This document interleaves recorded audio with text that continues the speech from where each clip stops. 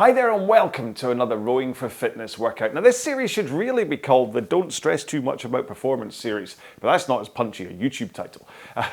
But it's here for people who maybe you've come back due to from illness or injury or work commitments, or maybe you've just started rowing and you want to build up your fitness, or maybe you're slightly older and you want to have a longer warm-up to prep your body, and then a workout that doesn't absolutely destroy your body, okay? So these are always they're going to get your heart rate up, your breathing rate up, you're going to have worked out. It's the perfect kind of zone 2 heart rate area for you, but it's not one that's going to really leave you absolutely hanging at the end. I've got other videos that will do that for you, all right? So today's workout, what we're going to do is 9-minute warm-up in order to make sure we're ready for the workout ahead, and then it's going to be a 15-minute workout itself, then a 2-minute cool down, and then some stretching on the end, making it the Swiss Army knife of rowing workouts for people who are just doing this to get a little bit fitter, all right? So we're going to get into the 9-minute warm-up, and we just want to set up our machines first. And there's two things I want you to look at.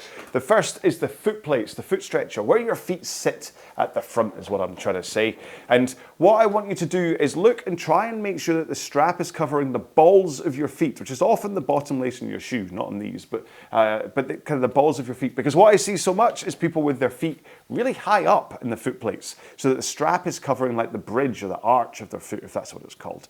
And that kind of compromises your flexibility when you come into the front, and that's where some discomfort can set in. So lower your feet to a point where the strap covers the balls of your feet, and you'll be much more comfortable as you come in to the front of the machine. And really, at this stage, it's about comfort, efficiency, and all that kind of stuff when it comes to your rowing. Next up, go to your resistance on your machine. Now on the Aviron, I've got mine set to 1, absolute minimum. If you're on a Concept 2, I want you to drop your lever right down to the bottom. On any other machine, I want you to reduce the resistance to the minimum you can for this warm-up. You can increase it for the main workout if you want, but for the warm-up, I just want you to have it right down at the bottom to allow your body to kind of, well, wake up, all right? So if you're ready for the warm-up, we're gonna not even touch the handle as we start for the first 30 seconds. We're just gonna roll up and down the rails. So we'll get started in 5, 4, 3, 2, 1. Let's go. So this is all we're doing for 30 seconds. It's just rolling forwards, roll to the back. Make sure you're comfortable on the seat if you need to. You don't want to be sitting right on the back of the seat here. We're not kind of sitting back watching a movie, but at the same time, you don't want to be perched right on the edge where you might fall off the front. But just rocking up and down, let those knees do some pumping. See if you can open up your ankles as well so you can slide close to shins vertical at the front, which is ideally where you want to get, but let's not stress about that yet. Next up, hold on to the seat and sit up. So holding on to the seat is just basically giving you some kind of structure to how you're sitting up. I don't want you to be forcing yourself against your hands. I also don't want you to be trapping your fingers against the roller underneath your seat, so do be careful here. That's kind of occurred to me a couple of workouts ago that might happen. I'm like, maybe you should have done your public service announcement about that one. Right, and then in 3 seconds time, we're gonna put our hands out in front of us like zombies, okay? And then we're gonna continue rowing, maybe actually not a total zombie, because they do sometimes shrug their shoulders up in their ears. But I want your arms in front of you, and what this should do is that because you've got this extra mass in front of you now, as you come forwards, you'll tilt slightly into the front of the machine. And this is what you really see right here, that catch position right at the front. This is what you're aiming for when you're rowing. Shins vertical, forwards tilt, arms straight. Okay, and now we're going to do ghost rowing. So we're just going to pretend that we're rowing, come into the front, pull at the back. You're just opening up your shoulders by doing this. Don't worry about how fast you're going up and down the rail here. You don't have to match me for this. Just let your body open up, ease up, and see how I'm kind of just circling my shoulders as I come into the back. And then tilting into the front. And then in 5 seconds time, we're finally going to get to pick up the handle. Woohoo! So here we go. And all I want you to do is really just do exactly what you were doing just then. The difference is you're now holding onto a handle. So you're just connecting your feet to the foot plates and really putting in as minimum effort as you can here for this minute, just to let your body react to that extra bit of bite, that extra bit of resistance, of force it needs to get through in order to make the machine make a noise, really. This is all I'm looking for at this stage. is just for you to put in enough power for the machine to make some kind of a whoosh, or, I don't know, whatever noise your machine uses. I'm going to assume most of you are rowing this on the Avaron, but some of you might be on a Concept 2 with the Concept 2 iPad app. But yeah, enough of a push just to get it moving. And now over the next 2 minutes, I want you to increase the intensity and try and find your comfortable, steady state. And what that means is that you're looking for a push of the feet that increases your workout intensity to a point where your heart rate is starting to climb and you're starting to feel out of breath slightly, but it doesn't feel like hard work. You know you're exercising. It's more intense than if you were just walking down the street. It's not as intense as if you were running down the street. It's kind of like, or maybe like walking up a steep hill. Yeah. I usually say walking up stairs. I could go with walking up a hill, where you know you're like, oh, this is getting a little bit like exercise now. And the other guide I say is that you should be able to still hold a conversation with somebody. So you're working out, your breathing rate is up, your heart rate's up, but you're not breathing so hard you can't talk to someone. But at the same time, you should be working hard enough that you couldn't sing a song. Unless you're Taylor Swift. I think I've said this before, but apparently for her Eras tour, she would go out for runs and she'd sing while she was running in order to help her breath control. That's impressive. See the things you pick up from your daughters. Anyway, so that's the intensity you're looking for. And so this is your comfortable steady state. And remember what this feels like, because you're going to be aiming for this at sections in today's main workout too. Okay, one more stroke here. And now what we're going to do is for 30 seconds, I want you to row with just your back and arms. Now don't worry about power here. This is about opening up and moving your back rather than power. So tilt forwards, arms straight, and then swing back and pull in your arms. And what you're trying to do here is hinge back and forwards over your hips rather than curl forwards and backwards. And certainly you're not wanting to pull with your arms first. It's back, then arms. Let's do one more here and then roll into the front, arms straight, forwards tilt, and just connect your feet to the foot plates. And I say it that way because I don't want you to push particularly here.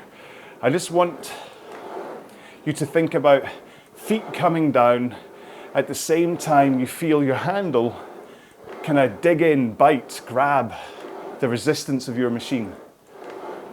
Okay, so it's not about power here because that can mess up your technique. It's just about finding that dig. Oh, and now we're going to take one foot out of the straps, put it on the ground, continue rowing. So full stroke still, just with one foot on the ground, and you can kind of rock forwards onto your toes, back onto your heel. That'll help with your stability. And what you're aiming for is to have your hips open up slightly here with only the one leg strapped in, so you can roll into that shins vertical position if you have the flexibility to do so. Let's swap feet. So one in, one out. Continue rowing. Other side. And don't worry if one side feels more or less comfortable than the other, or if you're kind of looking at your timer and noticing a pace difference. Really on this warm-up, pace is nothing you should be looking at. This warm-up is about getting your body moving rather than speed. Okay, I'll take one more here, and then we're going to finish off this warm-up. So 2 more minutes down at that comfortable steady state. Okay, so here we go then, back into that. Just find that intensity.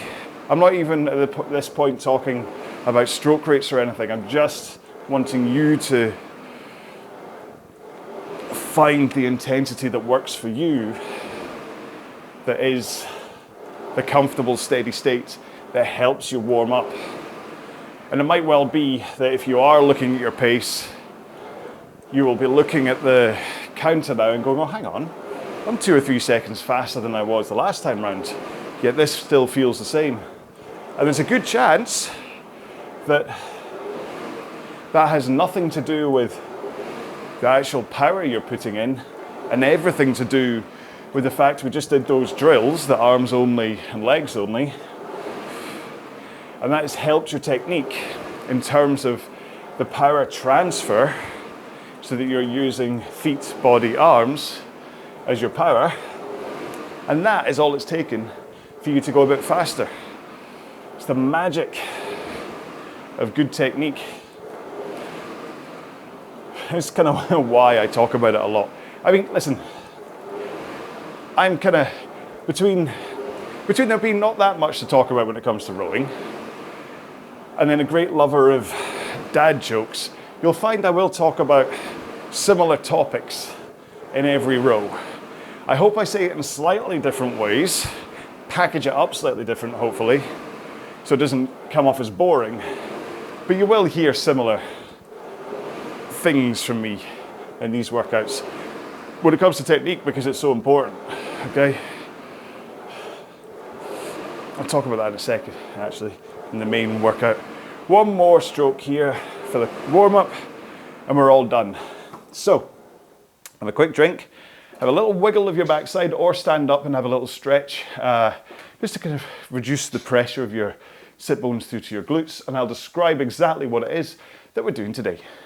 Okay then, so today's workout is going to be 15 minutes long, and I'm going to split it into little chunks. We're going to do 3 minutes at that comfortable steady state intensity at 20 strokes a minute, then 2 minutes slightly faster at 22 strokes a minute, and then 1 minute slightly faster still at 24 strokes a minute. Then I'm going to repeat that, and then we're going to finish off with 3 minutes back down to that comfortable steady state again.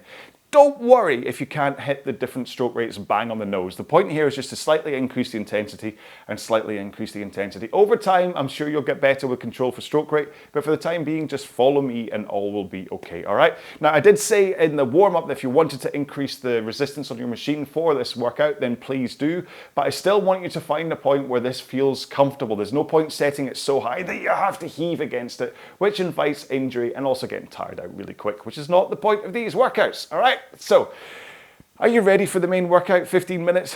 Good. We're going to start off with that 20 strokes a minute and finding that comfortable steady state. So if you're ready, we'll get going in 5, 4, 3, 2, 1. Let's go. So it might take like 30 seconds to a minute for you to settle into your stroke rate, rhythm, and to find that intensity here, okay, that comfortable steady state. I can help with the stroke rate because all you have to do is follow me. Drive when I drive, recover when I recover. And that will make, hopefully, sense in terms of hitting your 20 strokes per minute. And then if you're paying attention, you should notice that it's broken down into 1 second drive, 2 seconds recovery, because you really want the longest periods to be when you're basically doing nothing, when you're just recovering. You put all the power in through that 1 second, recover over 2. And then if you can find the rhythm, this is where consistency comes from. If you're ragged, kind of throwing the handle forwards and flying backwards and it's all over the place, you won't have any consistency for your stroke rate, and certainly you're not going to get consistency for your power and your pace. So if you're trying to find that comfortable steady state, rhythm makes sense because you're in total control. I know from stroke to stroke what is going on here in terms of pace and intensity. Whereas if I was just ragged flying up and down, I wouldn't. And also, this 20 strokes a minute is really the kind of the low intensity stroke rate. Sometimes in other workouts I'll go down to 18, but because 20 strokes a minute is so easy in terms of just looking at your counter and counting up in 3-second chunks, I prefer to use this as my low intensity. Sometimes I will go down to 15 for some power work, which is 1 stroke every 4 seconds, but I don't know if I'll ever do that in this Rowing for Fitness series. Right, so in around about 20 seconds time, we're going to just push a tiny bit harder with our legs in order to put a tiny bit more power in, and then we will recover a tiny bit faster to take our stroke rate up to 22. So are you ready? Here we go then. So push a bit harder, and then, like I say, complement that push with a slightly faster recovery. Don't worry, I mean, I'm up at 23 right now. 22 is an awkward stroke rate, to be honest. I don't know why I keep coming back to it. It's a bit of a sticky one to get right. But as long as you are putting in a bit more effort into your stroke, that's kind of all that matters. And you'll know if you are, because you'll hear your machine, if it makes a noise, of course, you'll hear your machine whoosh a little bit louder in response to that extra power. So we've got 2 minutes of this, and then we'll go up to 24. And the reason I say about push harder with the legs is that your legs are what are responsible for power generation when you're rowing. But also, your legs are kind of the bigger muscles in your body, certainly bigger than your arms. So in terms of keeping the intensity nice and low, you use your big, fit muscles, your legs, to put the power in, and then you finish it off with your arms. If you are pulling from the front rather than using your legs, you'll find you get tired out a lot quicker. You'll also feel, well, tired out from muscles and cardio. Whereas this is kind of, certainly, leg muscles are feeling nice and exercised right now. Okay, are you ready to go up to 24? So push a bit harder. Just still follow me if you want for stroke rate, and we'll fall in. So you push a bit harder still in order to get that slightly more connected drive, and then a slightly faster recovery into the front of the machine, and that should have taken you up to 24. I mean, it's 1 stroke every 2.5 seconds, so I tend to look at the counter, make sure every time there's a 5 or a 0, I'm taking a stroke, and then the ones in between tend to take care of themselves. Okay, 4 strokes to go, and then we'll go back down to that comfortable, steady state. Okay, here we go then. So 20 strokes a minute, and back off the intensity. And that's what we're doing. So this, I mean, I did joke about it being not about performance in the intro, but there's nothing to say that a 2K warrior can't come along, pick up this workout, look at what I'm doing and say, all right, I get what you're doing here, but actually I'm going to power through all of these stroke rates. I'm going to go max power at 20 and then max 24 with max 22 in between. And it's one of the fantastic things about how we do this is that it's not like going for a run where, well, I suppose, I don't know what I'm trying to say. All I'm trying to say, Ralph, scratch that from the record, please. All I'm trying to say is that you're in control of what you're doing here. whether you are deciding to go a little bit lighter if it's feeling tough, or if you're like, you know what, actually, I think I can put more in today and actually get that sloggy, hard workout, then you can. I'm just giving the kind of suggested pace guides and stroke rates for people who are just looking to ease themselves along a 15-minute workout without it being too tough. I mean, my goal, because I finish this and then I go straight to work, and as disgusting as it sounds, my goal for these workouts is that I'm working hard enough that I know I'm exercising, but not so hard that I'm absolutely dripping in sweat afterwards. I kind of go in, take my t-shirt off, wipe myself down, stick on a fresh t-shirt, and then sit down at my desk and start working. Must be said, I do work from home on my own, so the only people offended if I go in with a particular fragrance are the cats. Or even, I suppose, my wife works from home as well, so she's yet to kind of go, oh, could you go have a shower, please? But that's my point. I don't want to be dripping with sweat where I need a shower afterwards, but I want to make sure I need to change my t-shirt. Does that make sense? Okay, 2 more strokes, and then we're going to go back up to 22, and then we're off. Now we're going to, so we're up to 20 strokes a minute, push a bit harder with your legs, slightly faster recovery, to take up to 22 strokes a minute. Now I'm going to quickly just continue the home chat to say, I do eventually have a shower. I'm not sitting in my own filth all day long.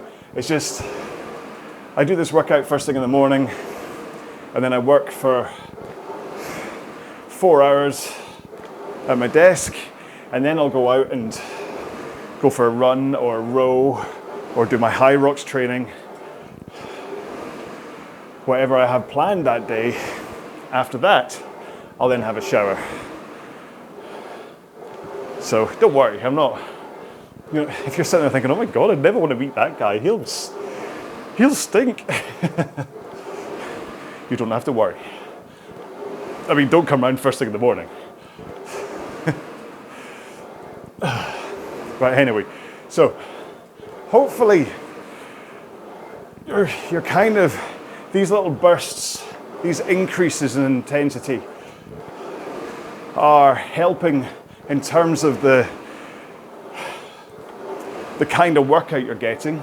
I mean, obviously, because we're increasing intensity, this is going to be slightly harder than if we held the comfortable steady state for a total 15 minutes. But at the same time, by breaking it down into 3, 2, 1, I'm also hoping that the time is flying by for you. Right, let's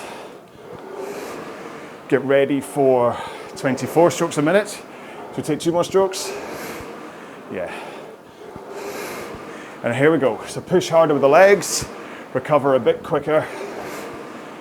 I might be slightly higher as I try and hit. There's a problem, I need to see that 5 and that 0 on the screen. So apologies if we were at 25, 26 for a few strokes there while I fell in line with the timer.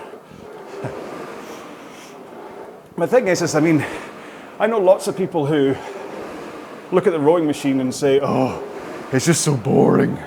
But that's because they just sit down and row. They don't break it up at all. They don't think about what they're doing. And usually they've got bad technique, so it also hurts. Whereas just by breaking this down into chunks, I'm hoping the row is going really quick for you, because that's us about to hit 12 minutes and our final comfortable steady state. So here we go. 3 minutes. We're just gonna hold this same comfortable steady state intensity So don't cheat yourself here, because we are going to cool down after it. You'll be reducing the intensity, of course, after the 24s you just did, but I still want you, whatever pace you've been rowing your comfortable steady state at so far, I want it to be around that. It's okay if you're actually kind of like, oh, I'm starting to feel a bit tired now, and you want to back off a bit more, that's fine. But what I don't want you to do is ease right off and use this 3 minutes as a cool down when we have a cool down coming up. What would be the point in that? I think one of the rows I was looking at calories I was burning per minute at this comfortable steady state, and it was like 10 calories a minute, according to this machine anyway.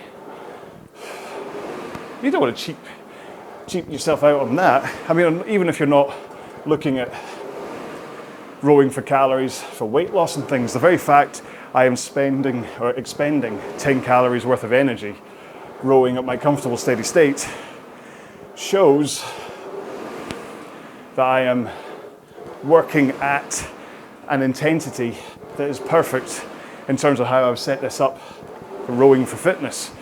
The whole zone 2 heart rate maffetone, where your heart rate is up. Now, where is my heart rate? Let's see. Okay. So, yeah, got a minute. I'll try and squeeze this in over a minute. My heart rate is currently 103. Now, my resting heart rate, like when I wake up in the morning, is 37. Got a very low resting heart rate. And my maximum that I've hit recently was 183. So 103, 104 for this intensity puts me pretty much spot on that maffetone zone 2 60% maximum heart rate. I might even be slightly under, to be honest, that 60%, but that's because I'm using this to wake up. And this is just perfect for just life fitness. Might not be preparing you to run a marathon, but this is about life fitness, longevity, wellness, all the key cool words the kids don't say. So we're done with the main row. As you can see, I mean, I'm sweaty, I'm fine in terms of this t-shirt scale, slightly out of breath, heart rate's up at the 100, and then it'll gradually come down over like kind of the 20-30 seconds that I'm waffling to you here to give you a chance to have a drink and wiggle your backside. And then we'll get into that 2 minute cool down. So if you've had that drink, we can get into it. So just 2 minutes back at that comfortable steady state as a start in 5, 4, 3, 2, 1. Okay. So my heart rate got down to 95. So just drop 10 beats. But when it already wasn't that high anyway, I wouldn't have expected it to suddenly return to 45. It tends to be, like when I'm just going about my day, my resting heart rate's around about 45, just, yeah. I mean, obviously it climbs a bit if I'm going for a walk and things, but anyway, less about me, come on. Although I can't talk about you, don't know you. So now you can start to ease off that comfortable steady state pace. Just push a little less with your feet, and you should feel that as you push a little less, the amount that you're bracing against the handle when you come into the front, so you brace against it to put the power from your feet into the machine and then pull at the back. So the amount that you brace off the handle here will be less as you push less. Because I'll do it one time. If I push really hard with my feet here, then I'm really bracing against the handle. I'm hanging off it. Everything kind of tenses against the weight, the resistance of the machine. And then I let that power from my legs go in through my back into my arms. And then I only pull at the back of the stroke. So the lighter you push your feet, the less of a hang, of a brace against the handle that you should feel. Whereas if you're coming to the front and just pulling from the front, you probably won't feel any difference depending on how hard you're pushing with your feet. And like I said, technique is all about giving you the best workout safely, should less likely to get injured or uncomfortable. And you can put all your fitness into the machine. There we go, we're done with the 2-minute cool down. And now, here comes my PSA. We're gonna move on to stretching, okay? Now, what follows is how I stretch my body. If you know of a better way to stretch your body, a safer way, one that you know is gonna work, please do it. If you do anything that I'm about to do and it feels uncomfortable, not just kind of like stretching, but like uncomfortable, stop and find a better way to stretch yourself. And like I said just then, I don't know you, I can't see you, so I don't know what's going on with you in terms of what works best for your body. So find the best way to stretch for you. Okay, so that said, let's get started. Now I do hamstrings while I'm still sitting on the machine. So I loosen the straps off a bit so I can flick my toes back against them, then hands up in the air, straight legs, and just fold my upper body down. And as I fold my upper body down, that's when I get this lovely stretch right up here into my hamstrings. And it's all because of that folding forwards. It must be said there is that element of gravity that's kind of pulling my upper body forwards down here. I'm talking about pulling. I am not grabbing onto my ankles and pulling. I'm not holding onto my toes and pulling. I'm just letting gravity do the work here. And because I've hinged forwards, it's getting right here. If I was just to roll my lower back, I know it's not straight. If I was just to curl my lower back, I wouldn't be getting the stretch that I was looking for. So we're going to move on to glutes next. So I put one foot in the middle in between the foot plates, straight line between my face and my foot, bring the other foot over so the ankle is in the crook of my knee, and then use my arm to pull my knee into place. So I have a straight line between my face, my knee and my foot. I hold it in place, hold on to the back of the seat, and then rotate, okay? It's not a huge rotation. You should have seen just then that all I'm doing is kind of like, this is what, a quarter turn of my body? But because I'm holding that knee in place across my body, as I do so, it really focuses the stretch right down here into your glutes. And your glutes will, I mean, even with the best of technique, your glutes will get used when you're rowing because of that pushing from your feet. But also, because you're sitting on them and your sit bones are squishing down into your glutes, you can get a little bit of kind of like tenderness, certainly at first when you start rowing, okay? So if you've only just started, you'll probably find that you're like, oh, that's a bit uncomfortable. Let's change feet, same thing again. So foot comes across, knee comes across, hold it in place, rotate round. Sorry about looking at the back of my head for a while. But the thing about there's beginner's discomfort where it's the first time you've been on a rowing machine, so you do 10 minutes, and your body just isn't used to sitting in place for 10 minutes with your sit bones squashing your glutes as you roll up and down. But after a few sessions, that should ease up as long as you are you're rowing with a good posture, okay? So before we move on to quads, I'll quickly describe what I mean very quickly. So what you want to be is up, tilting forwards and backwards, and this then means it's kind of minimum contact of your sit bones down onto your glutes. If you have a rolled, tucked posture as you're rowing, what happens is as you come forwards and backwards, even now I can feel this is quite uncomfortable, your sit bones are like rolling pins across your glutes, and that's where the discomfort comes from. Let's move on to quads next. I stand up for this one. You can do pretty much the same thing lying down if you're worried about stability and falling over and things. I just like the jeopardy of will he fall over on camera. So I hold onto the machine for some sense of stability, and then my other foot, my foot I flick up behind me, opposite to my hand. I flick up behind me, and then hold it against my backside in order to get a nice stretch down my quad. Now I do this close to the monitor just for that stability because my left foot does definitely seem, well actually, did I not say in a, there we go, almost fell there. Did I not say in a previous video that it was my right leg that was the dodgy one? I'm almost falling over on my left leg. I think I basically just have dodgy stability on both legs. But this is why I kind of like doing it, because this kind of wobbling stability thing is building the stability muscles in my ankle. But like I said, don't do this if falling over is a worry. Don't stretch this way, okay? Whoops, there we go, I missed. Swapping legs. I think I said in the previous workout how sometimes it takes me 2 or 3 attempts when I'm really inflexible. I think that shows it right now. I need to work on my flexibility. So yes, the same thing, other leg, flick it up behind you, hold it against or stretch it back against your backside. So you feel that quad, that big meaty muscle on the front of your leg. You can feel that getting a nice little stretch here. Do kind of pay attention to where you're, oh, I'm going to fall, ooh, to where you're holding onto your foot as well. Because if you're holding onto your toes, you can kind of hurt the tendons a little bit. So it helps if you're kind of holding on to that kind of arch, bridge, or yeah, bridge, arches underneath, bridges on top. Is that it? If I finally found out what the way to describe your feet are when it comes to the straps. There's a little leaf on the floor. Oh, go away. Going to move on to hip flexors next. So if you kneel, I'm going to do it this way. So you kneel with both knees on the ground. So you've got 90 degrees behind you, and then bring one foot in front of you. So you now have 90 degrees, 90 degrees. That's a simple way to do it. I put my toes flat against the ground at the back. You don't have to. You can have them just like pointing up. And then I'm going to send my upper body forwards. I'm not going to curl. I'm not going to do anything weird. I'm just going to send my upper body forwards.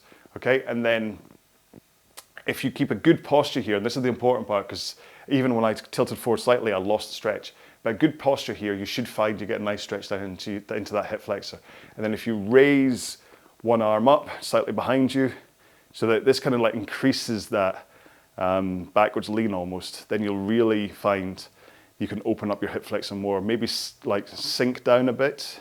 So now you've got your posture set, you can sink down a tiny bit if you've not quite got the stretch, and you should eventually find that point of resistance, that point of a stretch, where you feel your hip flexor open up.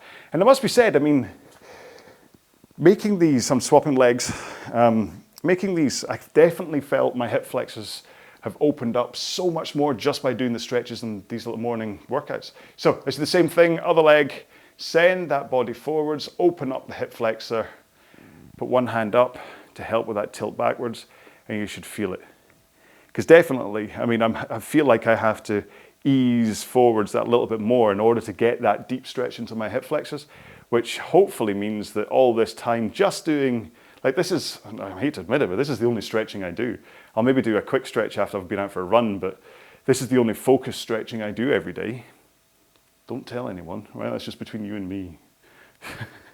Because there's so many coaches I work with and things that are like, oh, you must stretch every muscle after everything you do. And I'm like, oh, yeah, sure.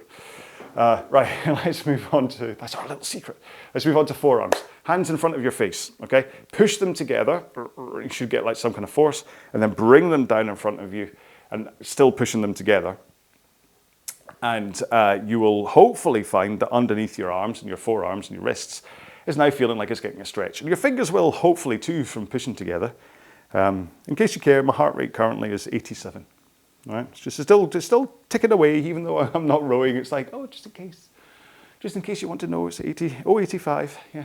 But then I'm talking and I'm moving around, so, and it is kind of post-workout. It's this thing is that when you exercise, you do get like a post-thermogenic response. I want to say that's what it's called. It probably isn't, but yeah, where your body continues to kind of burn calories a little bit after you've worked out.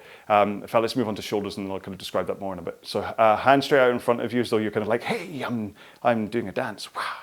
And then bring it across your body, and that's as far as I can get. So I'm using my other arm to bring it further around my body, but my upper body and my face are still facing forwards into the camera, okay? So I'm not rotating everything, just bringing my arm across to help get that shoulder stretch, okay? Hope I explained it.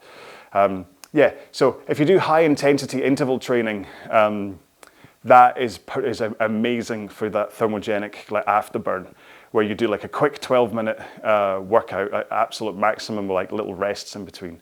But then your body continues to burn calories and stuff for a long time afterwards. These lower rows, these kind of lower intensity rows, that thermogenic kind of post effect doesn't last quite as long. Let's swap arms. It doesn't last quite as long as if you were doing a high intensity workout. But the point here is that it's like if you compared a 30-minute low intensity workout with a 10-minute high intensity workout, you end up burning kind of similar calories, because the 30-minute low and slow one, you'll get a little bit of an afterburn, but not much. But the 10-minute really hard and fast one, you'll burn some calories, like, well, quite a lot of calories during the workout, but then you'll continue to burn calories afterwards, and your body will kind of, and just do that. So from a kind of, if you're looking to mix up intensities, like I'm saying, obviously if you're on the rowing for fitness thing, this is probably nowhere near anything you're thinking about. But for other people, it's a way to kind of vary things, especially if you're thinking about calorie burn.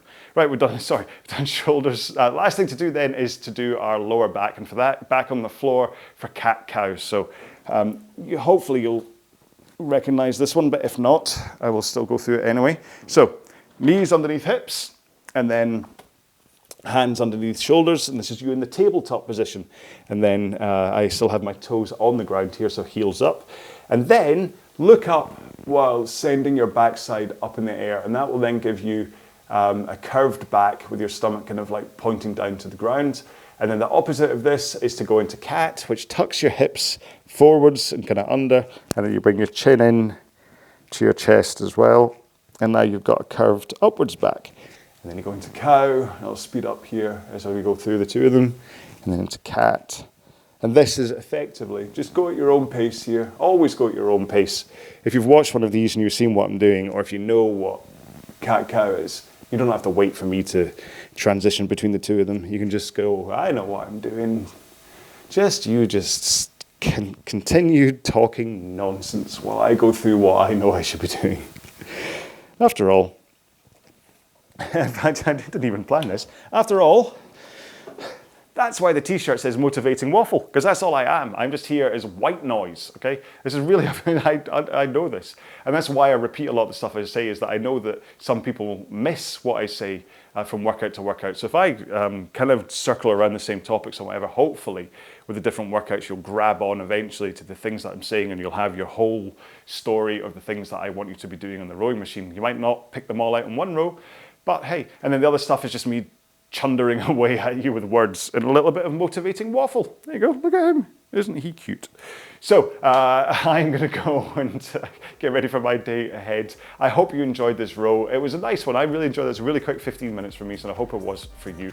I look forward to seeing you in a future row. Until then, please row well, be well. Bye-bye.